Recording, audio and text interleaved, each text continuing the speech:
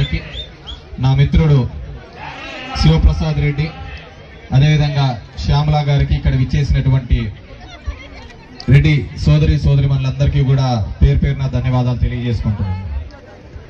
మామూలుగా మా ప్రాంతంలో తక్కువ ఇలాంటివి వనభోజనాలు, రెడ్ల కొట్టేవాళ్ళు. అందరూ ఏడున్నారు రెడ్లయ్య, తెచ్చుకున్నాను గెలిచాను. మాదంతా చాలా తక్కువగా ఉంటాం కాబట్టి కలిసి ఉంటాం అనుకుంటాను.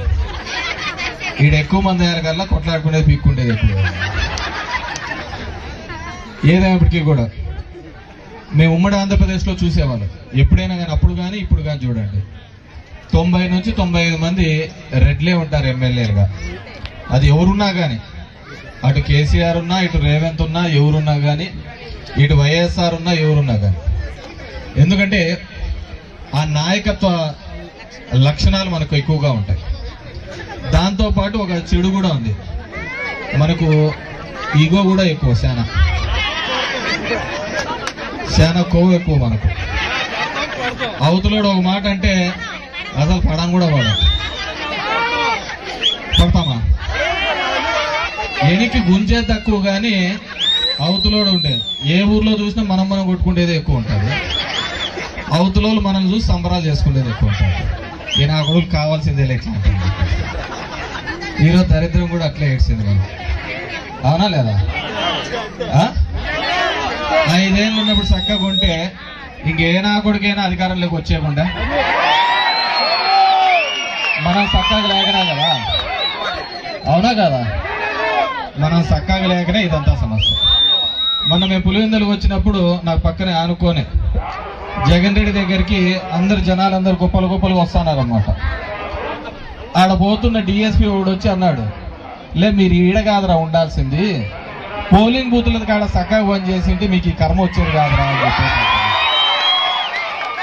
ఆ బూతుల కాడ మనం సరిగా పనిచేయక ఏదో చెప్తాం కదా ఈగోలు ఇష్యూలతో, మాకేం చేసినాడు మనలో ఒకడు పైన ఉంటే మనం సిల్లుబాటు అవుతుంది.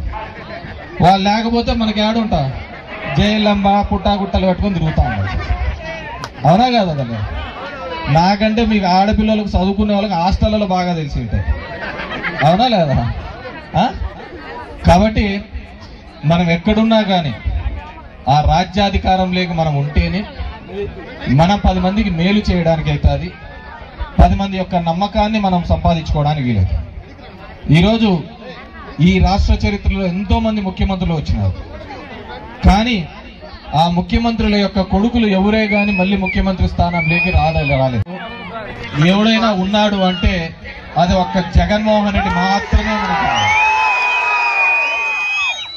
ఈరోజు ఆ జగన్మోహన్ రెడ్డిని ఏదో విధంగా ఇబ్బంది పెట్టాలని ఎలా గుంటనక్కల్లాగా అందరూ చూస్తున్నారు. చూసా మనమేమో మనం పులి మీసించుకొని పులి సింగిల్గా వచ్చాది, మీరు గుంపులుగా రండి అండి. పులి సింగిల్గా కావాల, కానీ దాంట్లో రాజనీతి కూడా ఉండాలి. ఏదో విధంగా అధికారంలోకి రావాలి అని చెప్పి చంద్రబాబు నాయుడు నోటికి వచ్చినట్టు కూర్చొచ్చినాడు. మనం చూస్తే ఎక్కడే కానీ అబద్ధం చెప్పకూడదు, చెప్తే చేసే తీరాలని. అది ఎట్లుంటుందంటే మన పురాణాలన్నీ చూసినా కానీ సత్యహరిశ్చంద్రుడు అన్ని నిజాలే చెప్పారు. యాడివే ఎక్కడ పోయినాడు రాజు కాటికాపే. కాబట్టి ఏదైనా కానీ అశ్వత్థామ ఉంజరహ, అదే చంద్రబాబు చేసేది. కాబట్టి ఆ రాజకీయ కాంక్షను, ఆ రాజకీయాలకి, ఎందుకంటే ఇంతకుముందు పెద్దలు చెప్పారు, మనల్ని నమ్ముకొని చాలా మంది ఉంటారు. కేవలం ఒక కులం వల్లే కాదు, చాలా మంది కోట్లాది మంది జనాలు జగన్మోహన్ రెడ్డి గారు ముఖ్యమంత్రి అయితే ఆయన చేసిన సాయం వల్ల ఎంతో మంది చదువుకున్న వాళ్ళు ఉన్నారు, బాగుపడిన వాళ్ళు ఉన్నారు, ఎన్నో విధాలుగా ఉన్నారు.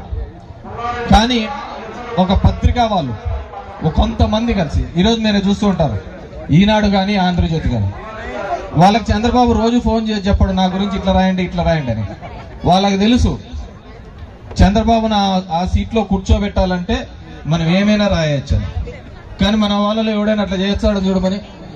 నాకు వాడు ఉండే కొండారెడ్డి అని, వాడు నేను ఏదో హాస్పిటల్ పోయినా, వచ్చి ఇట్లా ఎదురుగా వచ్చినాడు, ఏం కొండారెడ్డి బాగున్నావు అంటే బాగున్నాను, నేను హాస్పిటల్కి పోయినా. వాడు మళ్ళీ ఒక 2 నెలల తర్వాత పార్టీ అన్నాడు.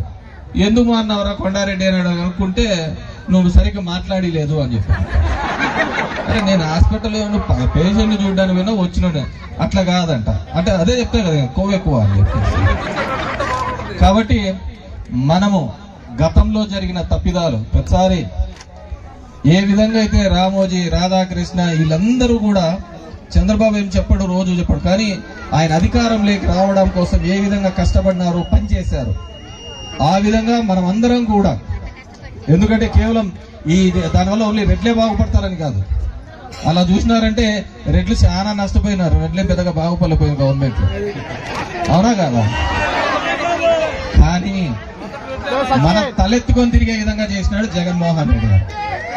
ఎక్కడే కానీ అంత డబ్బుల సంపాదనతో రాదు, మన గౌరవంగా నిలబడేదాంతో వస్తారు. గౌరవంగా తలెత్తుకొని మనం 10 మందికి సాయం చేసే దాంట్లోనే మనకు బాగా తృప్తి ఉంటుంది. నా గుడ్ మార్నింగ్ ధర్మవరంలో నాకేం వచ్చినది ఏంది లేదు, కానీ నేను తిరుగుతున్నప్పుడు రోజు ఒక 10 మంది 20 మంది సమస్యలైనా తీర్చగలిగినానా అని చెప్పేసి ఒక ప్రజాప్రతినిధిగా ఒక నాయకుడిగా నాకు అంతకంటే పెద్ద తృప్తి వచ్చే కార్యక్రమం లేదు. ఈరోజు జగన్మోహన్ రెడ్డి గారు చేసిన ప్రతి పని, ప్రతి సంక్షేమ కార్యక్రమం కావచ్చు, అభివృద్ధి కాలంగా కావచ్చు, ఆయన ఉన్నంత వరకు కూడా చరిత్రలో అలాగే నిలిచిపోయే విధంగా ఆయన చేయడం జరిగింది. ఈరోజు చంద్రబాబు నాయుడు అలాంటి వేదికగానే చేసిన దాఖలాలు లేవు. అందుకే ఎవడో కట్టిన హైటెక్ సిటీ నాదంటాడు, ఎవడో కట్టిన రింగ్ రోడ్డు నాదంటాడు, ఎవడో పెట్టిన పార్టీ నాది అని చెప్పేసి వెళ్ళాడు. అంతే తప్ప ఎవరే కానీ లేదు.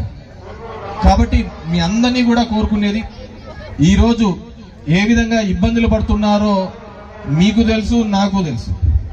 మా మీద కేసులు పెడతా అంటారు, మీ మీద కేసులు పెడతా అంటారు. కాబట్టి మీ అందరినీ కోరుకునేది ఒకటే, రాజ్యాధికారం దిశగా అడుగులు వేయడానికి మనమందరం కూడా కక్షలు కార్పణ్యాలన్నీ పక్కన బట్టి ఐకమత్యమే మహాబలంగా అందరూ కూడా ఏకదాడి మీదుగా రావడానికి. ఎందుకంటే 4 నెలల్లోనే చూసాం ఎంత వ్యతిరేకత సంపాదించుకున్నారు.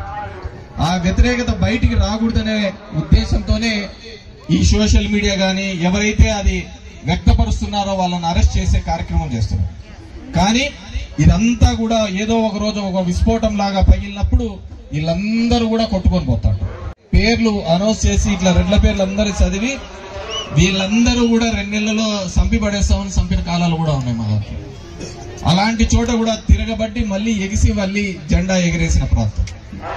అంతకంటే పౌరుషాల గడ్డ ఈ పల్నాడులో మళ్ళీ కూడా వైఎస్ఆర్సీపీ జెండాను ఎగిరేయడానికి మీరందరూ కూడా